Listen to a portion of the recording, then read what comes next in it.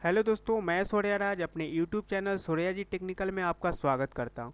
दोस्तों, आज मैं आपको बताऊंगा कि अगर आप मैट्रिक पास है और आप कुछ काम करना चाहते हैं तो दोस्तों आप अपने ही ज़िले में आपको एक बहाली निकल कर आई है, जिसमें आप आवेदन देकर आप उसमें प्रतिदिन का 500 रुपये कमा सकते हैं। तो दोस्तों, यह बिहार सरकार की तरफ से बहुत बड़ा अपडेट है, जो कि राष्ट्रीय विधिक सेवा प्राधिकरण के तहत से निकल के आया है। तो दोस्तों, मैं आपको इस वीडियो में पूरा डिटेल में बताऊंगा कि इसमें किस तरह से आपको आवेदन करना है और वो आवेदन को फॉर्म को कैसे भरना है और फॉर्म को भर के कहाँ पे जमा करना है। इसकी सारी जानकारी मैं आपको इस वीडियो में आपको डिटेल में बताऊंगा। तो दोस्तों, वीडियो को पूरा लास्ट तक देखें।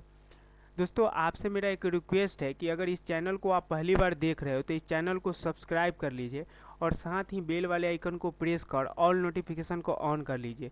दोस्तों, इससे क्या होगा कि अगर इस चैनल पर जो भी इस तरह की नया अपडेट आएगा, इसका जानकारी यानी कि इसका नोटिफिकेशन सही समय पर आप तक पहुंच सके और आपको सही जानकारी मिल सके। तो दोस्तों, मैं आपको वो पीडीएफ मैं दिखा रहा हूँ जो सरकार की तरफ से जो नोटिस निकल के आई है और किस ज़िले के लिए नोटिस आई है। दोस्तों, इसकी जानकारी मैं आपको बताता हूँ। तो दोस्तों, फिलहाल ये जिला विधिक सेवा प्राधिकार मुजफ्फरपुर के लिए निकल कर आया है। दोस्तों, यह स्पेशल मुजफ्फरपुर के लिए बहाली है और जैसे ही अगर दूसरे ज़िले की इसका बहाली निकल कर आएगा तो दोस्तों मैं आपको सबसे पहले बताने का कोशिश करूँगा। तो दोस्तों, इसमें बताया गया है कि जिला विधिक सेवा प्राधिकार मुजफ्फरपुर यानी कि दोस्तों पारा विधिक स्वयं सेवकों के चयन हेतु आवेदन पत्र आमंत्रित है। यह किसी सरकारी पद पर नियुक्ति नहीं है, यह स्वैच्छिक सेवा है, वैतनिक पद नहीं है। यानी कि दोस्तों यह कोई सरकारी पद नहीं है, स्वेच्छा से इसमें आप काम कर आप 500 रुपया प्रतिदिन के कमा सकते हैं। उसके बाद में दोस्तों यहाँ पे बोला गया कि कौन आवेदन दे सकता है, यानी कि ऐसे व्यक्ति, महिला, पुरुष जो बिना किसी आर्थिक लाभ के समाज के कमजोर एवं वंचित वर्गों के उत्थान में रुचि रखते हैं तथा उनके लिए कार्य करना चाहते हैं। इनमें शिक्षक, सेवानिवृत्त शिक्षक सहित सेवा निवृत्त सरकारी सेवक, वरिष्ठ नागरिक, आंगनबाड़ी कार्यकर्ता, डॉक्टर, छात्र और गैर सरकारी संगठन एवं क्लब के सदस्य, स्वयं सेवा समूह यानी कि मैत्री समूह, जीविका आदि के सदस्य एवं अन्य व्यक्ति जो स्वयं सेवा में रुचि रखते हैं तथा जिन्हें विधिक सेवा प्राधिकार ठीक समझे, पूर्व में चयनित पराविधिक स्वयं सेवक अधिवक्ता को छोड़कर भी पुनः आवेदन कर सकते हैं। उसके बाद में दोस्तों यहाँ पे बताया गया है कि जो अभ्यर्थी बिना विज्ञापन संख्या 1/2021 यानी कि PLB के तहत पूर्व में आवेदन कर चुके हैं, उन्हें दोबारा आवेदन भरने की आवश्यकता नहीं है। दोहरा आवेदन पाए जाने पर अभ्यर्थी रद्द किया जा सकता है। उसके बाद में दोस्तों यहाँ पे साफ तौर से बताया गया है कि पारा विधिक स्वयं सेवक के कार्य, यानी कि दोस्तों इसमें बोला गया है कि पारा विधिक स्वयं सेवकों को अपने क्षेत्र में विधिक जागरूकता यानी कि विधिक सहायता के लिए प्रीतो एवं जिला विधिक सेवा प्राधिकार के बीच सेतु का कार्य यानी कि प्राधिकार के प्रबंध में कार्यालय एवं विधिक सहायता केंद्र में विधिक सेवा का कार्य या अन्य कोई कार्य जो जिला विधिक सेवा प्राधिकार सौंपेंगे, वैसे काम दोस्तों वो कर सकते हैं। पदों की संख्या दोस्तों इसमें लगभग 100 है। उसके बाद में दोस्तों यहाँ पे बोला गया कि रिक्तियों की संख्या बिना पूर्व सूचना के परिवर्तित की जा सकती है। रिक्तियों की संख्या निर्धारित करने का अधिकार अध्यक्ष जिला विधिक सेवा प्राधिकार के पास सुरक्षित रहेगा। चूँकि पारा विधिक स्वयं सेवकों से गाँवों के समूह में कार्य लेना है, अतः जिले में सभी क्षेत्रों से पारा विधिक स्वयं सेवक का चयन क्षेत्रीय आधार पर किया जाएगा। जिले के बाहर निवासियों का आवेदन स्वीकृति नहीं किया जाएगा। उसके बाद में दोस्तों आरक्षण के बात कर लिया जाए तो दोस्तों चूंकि पारा विधिक स्वयं सेवक को स्वेच्छा से बिना किसी लाभ के कार्य करना है तथा यह कोई सरकारी पद पर भर्ती नहीं है, अतः पदों का आरक्षण इसमें नहीं दिया जाएगा। इसमें दोस्तों योग्यता की बात कर ली जाए तो न्यूनतम दोस्तों इसमें मैट्रिक रखा गया है। उसके बाद में दोस्तों यहाँ पे बोला गया है कि मानदेय की बात कर लिया जाए तो दोस्तों इसमें आपको 500 रुपया प्रतिदिन, परंतु यह मानदेय केवल उन विशेष दिनों के लिए देय होगा जिस दिन विधिक सेवा प्राधिकार उन्हें कोई विशेष कार्य करने होती सौंपती है या स्वयं सेवक गाँव से किसी व्यक्ति को विधिक सेवा हेतु विधिक सेवा प्राधिकार या ADR केंद्र में ले आता है या अपने क्षेत्र में विधिक जागरूकता शिविरों के आयोजन में सक्रिय भागीदारी निभाता है।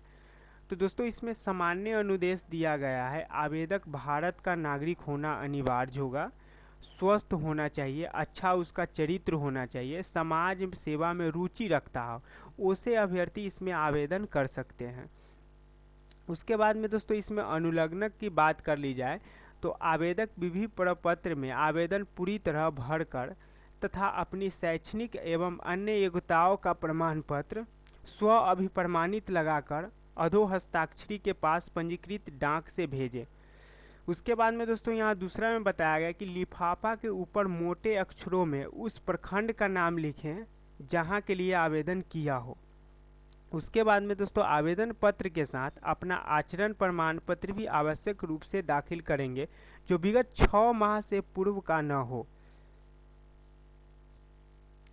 उसके बाद में दोस्तों यहाँ पे बोला गया है कि साथ ही इस आशय का एक शपथ पत्र भी संलग्न करेंगे कि उनके ऊपर किसी भी प्रकार का कोई आपराधिक मामला न्यायालय में विचाराधीन नहीं है।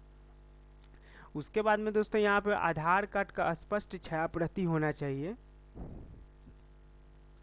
उसके बाद में दोस्तों अपूर्ण तथा अस्पष्ट आवेदन की किसी भी हाल में स्वीकार नहीं किया जाएगा।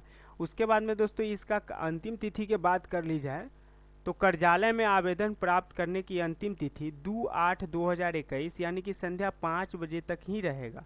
उसके बाद में दोस्तों डाक के द्वारा विलम्ब से प्राप्त होने पर कार्यालय की जवाबदेही नहीं होगी। उसके बाद में दोस्तों इसमें बात कर ली जाए तो आवेदन किस पते पर भेजना है। यहाँ पे बोला गया कि आवेदन भेजने का पता सेवा में ऊपर दोस्तों वहाँ पे जो आपका लिफाफा होगा उसके ऊपर में आपको मोटे अक्षर में लिखना है कि सेवा में सचिव जिला विधिक सेवा प्राधिकार। उसके बाद में दोस्तों आपको नीचे लिखना है व्यवहार न्यायालय प्रांगण मुजफ्फरपुर। उसके बाद में दोस्तों नोट में यहाँ पे बताया गया कि अभ्यर्थी नियमित रूप से मुजफ्फरपुर.bih.nic.in तथा व्यवहार न्यायालय मुजफ्फरपुर के वेबसाइट का अवलोकन करते रहेंगे। साक्षात्कार पत्र के वितरण तथा साक्षात्कार की तिथि की सूचना उक्त साइट पर ही दी जाएगी। उसके बाद में दोस्तों यहाँ पे आवेदन पत्र जो यानी कि आपको फॉर्म भरना है दोस्तों, ये फॉर्म है जो इसका फॉर्म को मैं आपको डिस्क्रिप्शन बॉक्स में लिंक डाल दूंगा जिससे डायरेक्ट इसके वो वेबसाइट पे आ सकते हैं और फॉर्म को डाउनलोड आप कर सकते हैं। उसके बाद में दोस्तों यहाँ पे बताया गया है कि यह किसी सरकारी पद पर नियुक्ति नहीं है, यह स्वैच्छिक सेवा है, वैतनिक पद नहीं है। उसके बाद में दोस्तों यहाँ पे किस प्रखंड के लिए आवेदन कर रहे हैं उस प्रखंड का दोस्तों यहाँ पे आपको नाम लिखना है, आवेदक के नाम लिखना है। उसके बाद में दोस्तों यहाँ पे जन्म तिथि आपको लिखना है जो कि दिनांक 1/7/2021 को उम्र होना चाहिए, मतलब उसके बाद का उम्र होना चाहिए दोस्तों। सॉरी दोस्तों, मैं आपको बताना चाहूँगा कि दिनांक 1/7/2021 तक का आपका उम्र कितना है वो दोस्तों आपको यहाँ पे लिखना है। उसके बाद में दोस्तों पिता पति का नाम यानी कि आप अगर मेल होंगे तो यहाँ पे अपने पिता के नाम लिखेंगे, अगर पति होंगे सॉरी दोस्तों फीमेल होंगे अगर मैरिड में होंगे तो अपने पति का नाम लिखेंगे या तो अपने पिता का नाम लिखेंगे। उसके बाद में दोस्तों अस्थाई पता यानी कि आपको दोस्तों जो आपको परमानेंट एड्रेस है वो आपको लिखना है। अगर वर्तमान पता में अगर कहीं अदर जगह पे आप रहते तो उसको पता लिखना है या तो आपको अस्थाई पता को यहाँ पे डू कर देना है। उसके बाद में दोस्तों यहाँ पे शैक्षणिक योग्यता आपको बताना है कि आप कितना पढ़े लिखे हैं, उसके बारे में दोस्तों बताना है। यहाँ पे अन्य योग्यता यानी कि अगर कोई एक्स्ट्रा आप शैक्षणिक प्रमाण पत्र अगर आपके पास है यानी कि कोई अलग का ट्रेनिंग आप लिए हुए हैं तो दोस्तों उसके बारे में यहाँ पे बताना है। उसके बाद में दोस्तों यहाँ पे मोबाइल नंबर आपको डालना है। उसके बाद में दोस्तों एक पासपोर्ट साइज फोटो होना चाहिए जो 100 अभी प्रमाणित होना चाहिए। उसके बाद में दोस्तों आवेदक किस श्रेणी से आते हैं वहाँ पे टिक लगा देना है दोस्तों, जो भी श्रेणी से कैटेगरी से आप आते हैं उस पर टिक लगा देना है। उसके बाद में दोस्तों अनुभव यदि कोई हो तो यानी कि दोस्तों आपको कोई अनुभव अगर हो तो वो अनुभव के बारे में यहाँ पे दर्शाना है। उसके बाद में यहाँ पे तिथि लिखना है दोस्तों। उसके बाद में दोस्तों यहाँ पे आपको पता लिखना है यानी कि स्थान यानी कि आपको मुजफ्फरपुर यहाँ पे डाल देना है। उसके बाद में दोस्तों यहाँ पे आपको आवेदक का साइन करना है यानी कि उसके बाद में दोस्तों यहाँ पे आपको बता दें कि यहाँ पे उसके बाद में दोस्तों यहाँ पे आपको कुछ नहीं भरना है। उसके बाद में दोस्तों यहाँ पे फिर उसी तरह से आपको नाम लिखना है, जन्म तिथि लिखना है। उसके बाद में 1/7/2021 तक का उम्र आपको कितना है वो लिखना है। यहाँ पे दोस्तों आपको पिता का नाम लिखना है। उसके बाद में दोस्तों यहाँ पे आपको मोबाइल नंबर लिखना है। उसके बाद में अस्थाई पता और पत्राचार का पता दोस्तों आपको लिखना है। उसके बाद में दोस्तों यहाँ पे जिला आपको लिखना है, राज्य आपको लिखना है यहाँ पे। उसके बाद में आपको पिन कोड लिखना है। उसके बाद में स्थान यहाँ पे दोस्तों आपको मुजफ्फरपुर लिख देना है। उसके बाद में तिथि लिख देना है, जिस दिन आप फॉर्म को भेजेंगे डाक द्वारा उस दिन का डेट आपको लिखना है। उसके बाद में अपना यहाँ पे हस्ताक्षर आपको करना है। उसके बाद में केवल कार्यालय उपयोग के लिए फॉर्म दोस्तों रहेगा। उसके बाद में दोस्तों ठीक उसी तरह से इस फॉर्म को भी भरना है दोस्तों। जिस तरीक़ा से इस फॉर्म को आपको भरना है ठीक उसी प्रकार से दोस्तों यह फॉर्म भी आपको भरना है।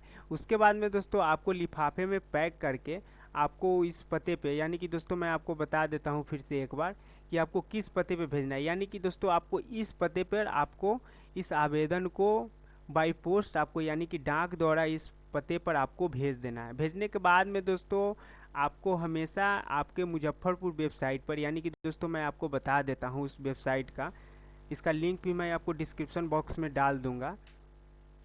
उसके बाद में दोस्तों यहाँ पे पहला लिंक आपको दिखाई दे रहा है, district Muzaffarpur government of Bihar India. दोस्तों इस पर क्लिक करने के बाद में दोस्तों मुजफ्फरपुर के होम साइट पे आप आ जाइएगा, जो यहाँ पे कुछ इस प्रकार से दिखेगा। उसके बाद में दोस्तों यहाँ पे नोटिस पर क्लिक करने के बाद में एक पॉपअप मैसेज आएगा दोस्तों, इसको काट देना है। उसके बाद में दोस्तों यहाँ नोटिस पर क्लिक करके यहाँ रिक्वायरमेंट सबसे नीचे होगा दोस्तों, इस पर क्लिक करना है।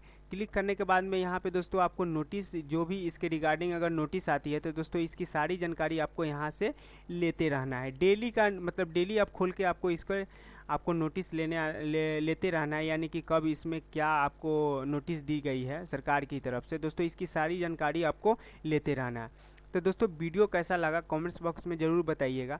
फिर मिलते हैं इस तरह की नेक्स्ट वीडियो में। धन्यवाद।